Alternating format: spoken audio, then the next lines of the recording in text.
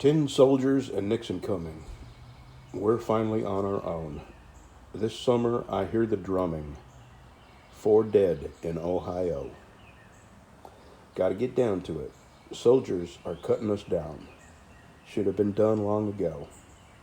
What if you knew her and found her dead on the ground? How can you run when you know?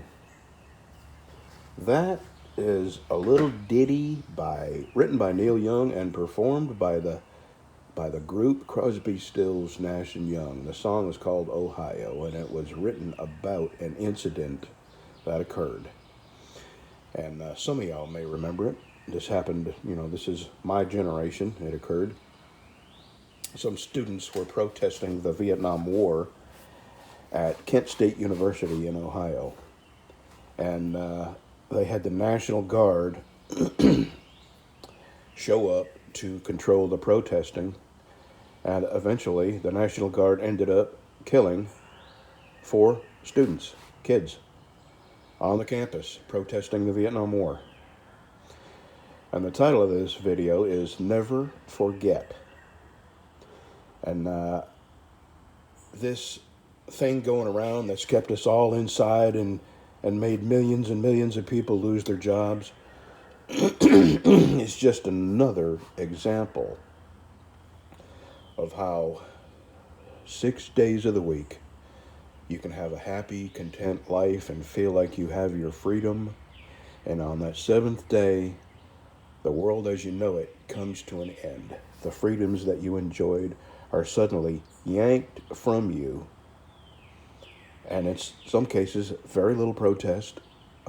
People are willing to just accept these new rules. Here's an example, and here's what's got me to talking about this. There was a pastor of a church. It was either in Mississippi or Alabama. And he was going to have services, drive-up services. And the police showed up to prevent him from doing this. Now, keep in mind, you can go to Lowe's, Home Depot, Target, Walmart, all the grocery stores. You can go pretty much anywhere you want as long as it involves big box stores and big money. But a preacher was going to hold some services where people were still going to be separated, and the police showed up, and they prevented him from doing it, threatened him with arrest, and said anybody that showed up was going to get arrested or at least a citation. And I just want you to know how quickly, how easily, how simple it is for a cop who has sworn an oath to protect you and your rights can turn on you and view you as an enemy and deny you the rights that they held their right hand up and swore to protect. This cop, one of the cops in this, it's either Mississippi or Alabama. I kind of think it might have been Mississippi.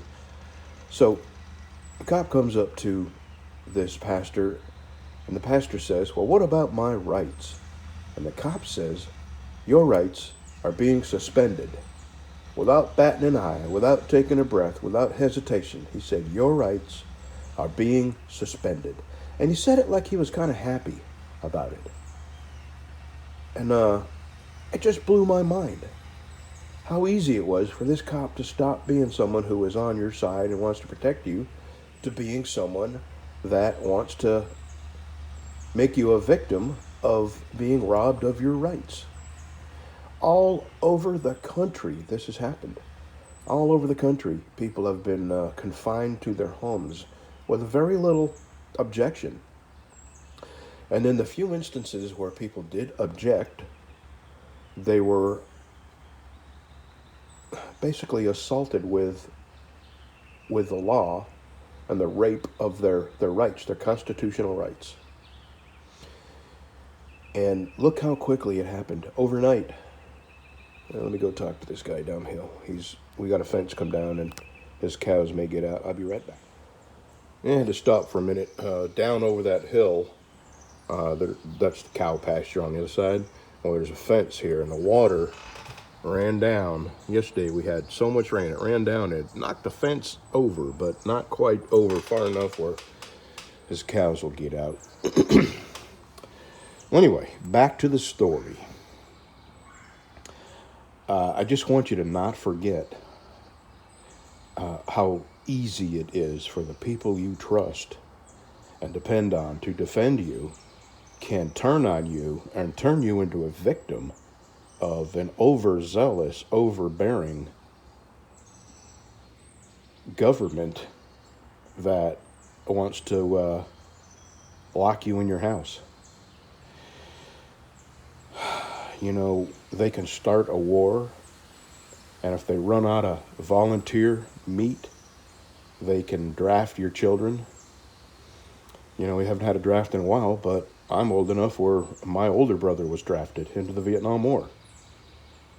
That era. So it happens. When they have wars, they can demand that you send your children to be killed or kill other people. So never forget.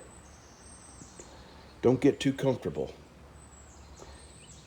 And think about this when it's over and you hear about all the little things that have happened all over the country.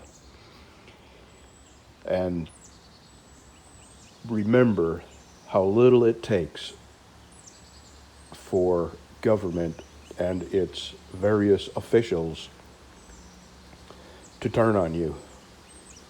And there's more stories coming out. Just people getting arrested out fishing in their boat. Governors like the one in Michigan making laws where you can't buy seeds and plant a garden. You can't buy paint. Since you're stuck in your house for a month, you can't buy paint to paint your house. Really, a governor prevented people from buying paint. A governor in New Jersey. This guy spent $1 million to plant tulips. And people typically drive through, and he was going to let people do that, and the governor said, we will arrest everybody that drives through the tulip, that they have like a path through the tulip field. And he does it every year, and the governor prevented people from being in their cars with their family driving through and that's my point. My point, it doesn't really matter what it is or how insignificant it is. It takes very little for these people to take your power, your freedom, your rights, and demand you do this or don't do that or stay in your house for X amount of weeks or lose your job. And it's a real wake-up call. If you're young, you haven't seen the Vietnam War draft, and you haven't seen people not come back that didn't go there voluntarily. And you may not even know what actually, truly started the war and the reason for it. The Gulf of Tonkin, if you want to Google something, Google that. And never forget that your government will lie, your elected officials will lie, and that's all I can say. Never forget. Have a good day.